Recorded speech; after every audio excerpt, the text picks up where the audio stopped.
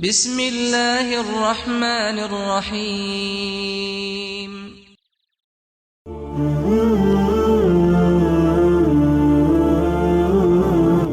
حسین معلم نے بیان کیا اور ان سے عبداللہ بن بریدہ نے کہ عمران بن حسین نے جنہیں بواسیر کا مرض تھا، اور کبھی ابو معمر نے یوں کہا کہ عمران بن حسین رضی اللہ عنہ سے روایت ہے کہ میں نے نبی کریم صلی اللہ علیہ وسلم سے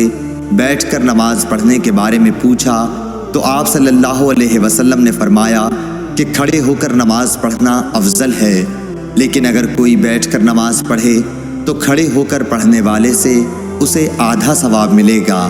اور لیٹ کر پڑھنے والے کو بیٹھ کر پڑھنے والے سے آدھا ثواب ملے گا۔ ابو عبداللہ حضرت امام بخاری رحمۃ اللہ علیہ فرماتے ہیں، حدیث کے الفاظ میں نائم مضطجع کے معنی میں ہے یعنی لیٹ کر نماز پڑھنے والا۔ صحیح بخاری حدیث نمبر 1116۔